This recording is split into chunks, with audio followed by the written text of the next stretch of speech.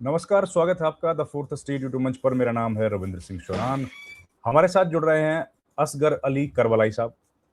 असगर साहब विधायक रहे हैं पहले और करगिल के लद्दाख के बड़े जाने माने नेता हैं। हाल ही में 2 दिन पहले केंद्रीय गृह मंत्री अमित शाह ने लद्दाख का विजिट किया, लेह में वो गए और वहां पर क्या बातचीत हुई, उस विजिट का क्या मायना है, ये जानने के लिए हमारे साथ जुड़ गए हैं करबलाई साहब। सर नमस्कार, बहुत बहुत स्वागत है सर आपका। आदाब सर, आदाब। बहुत बहुत शुक्रिया आपके। करबलाई साहब, ये जो विजिट था, किस तरह देखते हैं आप गृह मंत्री के इस दौरे को? रविंदर जी, आप अच्छी तरह से जानते हैं ये 2019 के रीऑर्गेनाइजेशन एक्ट के बाद, एब्रोगेशंस के बाद और 2 यूटीज में जेएनके को डिवाइड करने के बाद ये फर्स्ट टाइम एचएम की विजिट है। तो हमारे इस पिछले तकरीबन 5.5 साल हो गए एमएचए के साथ 4 पॉइंट एजेंडे को लेकर डिमांड्स चल रही थी और इसमें से जो मेजर 2 हमारे डिमांड्स थे, स्टेटहुड और 6 शेड्यूल, तकरीबन more than 20 round of talks हो चुकी है। Sub committee, high power committee, जितने भी आप ले लेंगे, उसके बारे में अमित शाह जी से भी बात हुई। नित्यानंद राय जी जो इस हाई पावर कमेटी के चेयरमैन है, उनके साथ बैठ के भी बातें हुई। लेकिन अभी तक जो जेन्युइन, जस्टिफाइड और कॉन्स्टिट्यूशनली बैक जो हमारे लद्दाखियों की डिमांड है, उस पे कहीं पे भी कोई कंक्लूजन्स पे नहीं पहुंच पाए।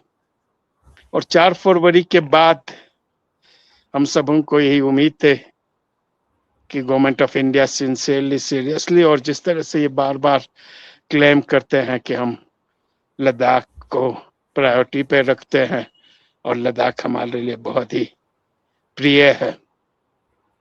और अभी जब कि यहाँ पे 2 दिन की विजिट्स की अनाउंसमेंट हुई तो हम बहुत ही आशावादी थे कि जब honourable home minister Amit Shah ji खुद यहाँ लद्दाख आ रहे हैं और तकरीबन 3-4 महीने से ये मीटिंग पेंडिंग है और नहीं हो पा रही है, तो हम सोच रहे थे कि जब लद्दाख को इश्यू को एड्रेस करने के लिए खुद यहाँ पधार रहे हैं तो हम बहुत ही होपफुल थे कि हाई पावर कमेटी की लद्दाख में ही उनकी चेयरमैनशिप में एक मीटिंग होगी।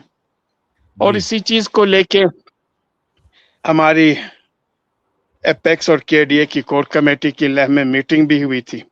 और इस मीटिंग के बाद जो प्रेस ब्रीफिंग हुई थी, हमने प्रेस ब्रीफिंग में भी एमएचए से रिक्वेस्ट किया था कि जब होम मिनिस्टर साहब का विजिट कंफर्म है तो हम उम्मीद रखते हैं कि वो हाई पावर कमेटी की लेह में ही मीटिंग ले लेंगे। फिर इसके बाद उसी इवनिंग में हमें एलजी साहब के साथ और चीफ सेक्रेटरी के साथ हमारी मीटिंग थी जी। तो वहां पे सभी केडीए और एपेक्स के जितने भी लीडरशिप थे, इंक्लूडिंग वो ऑनरेबल एमपी साहब भी वहां पे थे।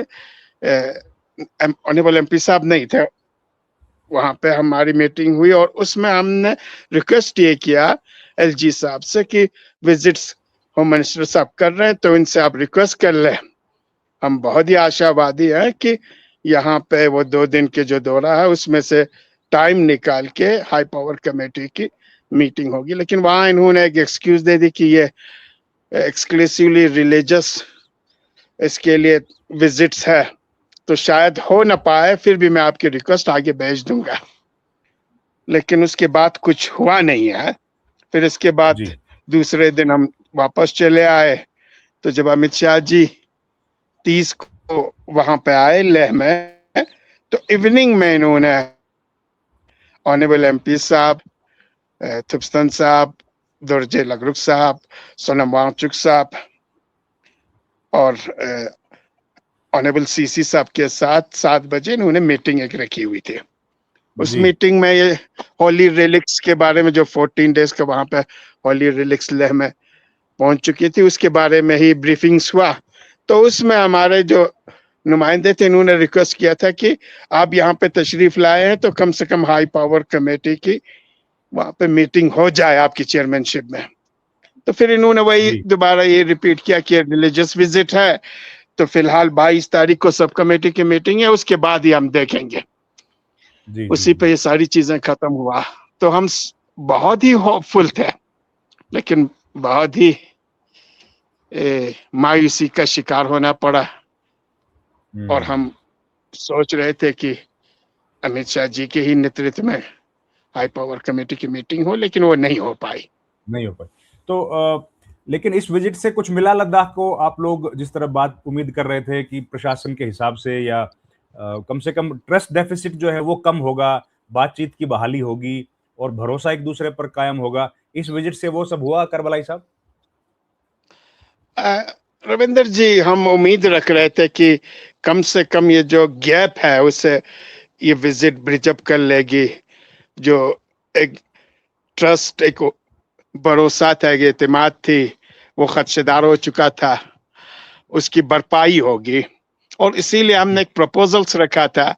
जिस तरह से सोनम वांगचुक जी से इन्होंने एनएसए बाद में मजबूर हुआ, क्योंकि वो बेसलेस एलिगेशंस थी, रिवोक करने पे हमने कहा जो हमारे 83 डिटेनीज है उन पे डिफरेंट सेक्शंस, डिफरेंट धाराएं लगा के आप लोगों ने डिटेन किया है, और कोई भी अभी सेक्शन धारा उनसे रिवोक नहीं की है। हमने उनसे रिक्वेस्ट किया था कि ये एक ट्रस्ट बिल्डिंग मेजर होगी कि ये सारी एलिगेशंस को आप रिवोक करके।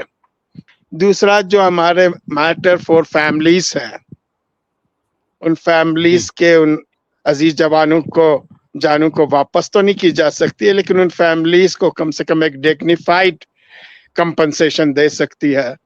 और जो मोर देन 80 इंजर्ड हैं, और उसमें से बहुत ही क्रिटिकल है, शायद लाइफ लॉन्ग उस इंजरी के साथ उनको जिंदगी गुजारना पड़े, उन सबों को अगर एक डिग्निफाइड कंपनसेशन दी जाए, मैटर फैमिलीज को, इंजर्ड पर्संस को, और जो डिटेनीज हैं जिन पर डिफरेंट धाराएं और सेक्शन लगा के डिटेन किया गया है और अभी भी कोर्ट में इनका केस चल रहा है, वो रिवोक किया जाए, तो ये जो एतमाद की जो कमी है, ट्रस्ट एक डिफिसिट जो पैदा हुई है, उसे ब्रिज अप किया जा सकता है। जी जी लेकिन उसके बारे में भी कोई अनाउंसमेंट नहीं हुई, कोई उनकी तरफ से आश्वासन, यकीन दहानी नहीं हुई।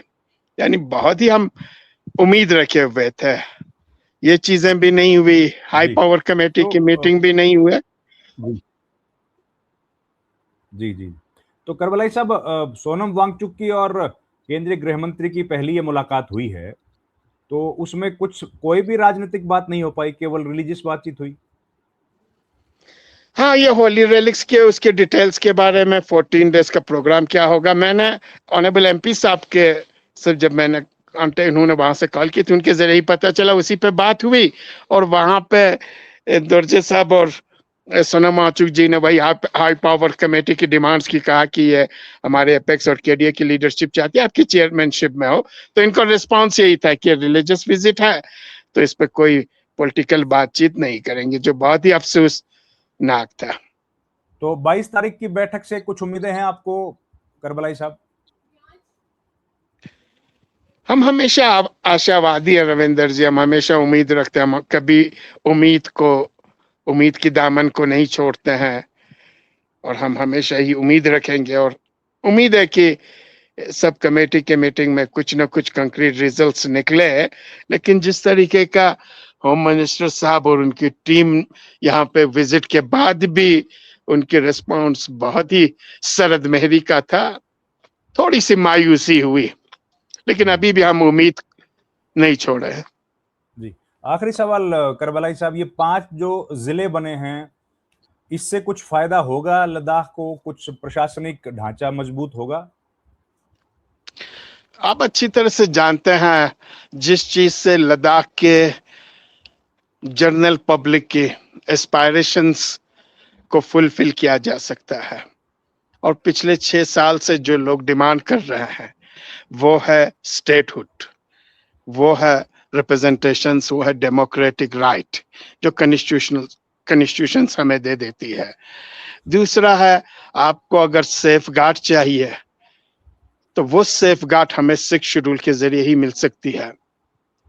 ये अभी आप डिस्ट्रिक्ट क्रिएट करेंगे और इसमें भी जस्टिफाइड तरीके से वो डिस्ट्रिक्ट्स नहीं होंगे और फिर इसके बाद ब्लॉक होगा, वो जो हमारी अल्टीमेट डिमांड्स है, जिसके जरिए लद्दाखियों को लगेगा कि लद्दाखी ही लद्दाख पे के लिए रूल बना सकते हैं, कानून बना सकते हैं, कॉन्स्टिट्यूशंस बना सकते हैं, लेजिस्लेशंस कर सकते हैं, अपनी लद्दाख को वो खुद ही एग्जीक्यूशंस के जरिए वहाँ के प्लानिंग प्रोजेक्ट्स बना सकते हैं, और वहाँ के सेफ गार्ड और सिक्योरिटी के लिए जो चाहिए वो है 6 शेड्यूल, उन चीजों को लद्दाखी इंप्लीमेंट कर सकते हैं। यानी ओवरऑल लद्दाखियों को अगर किसी चीज के जरिए एम्पावर की जा सकती है, वो सिर्फ और सिर्फ स्टेटहुड और 6 शेड्यूल है, जिसके बारे में अभी तक कोई भी वहां से जवाब नहीं आई। जी जी, बहुत धन्यवाद करबलाई साहब। मुझे लगता है मौसम बड़ा सुहाना है करगिल में, बहुत खूबसूरत धूप निकली है। हाँ, यकीनन अभी गर्मियों के मौसम शुरू हो रही है, धूप भी बहुत अच्छी है, सब कुछ सुहाना है। सिर्फ अभी तक जो हमें रवैया दिखाई देता है एमएचए का, गवर्नमेंट ऑफ इंडिया का, वही सर्द है, वही ठंडी है। अगर वो भी सुहाना हो जाए और लद्दाखियों के एस्पिरेशंस फुलफिल हो जाए तो ये सुहाने पे सुहागा ही होगा। जी जी, बहुत बहुत धन्यवाद करबलाई साहब, आपने वक्त निकाला। Thank you very much. बहुत बहुत शुक्रिया। ओके।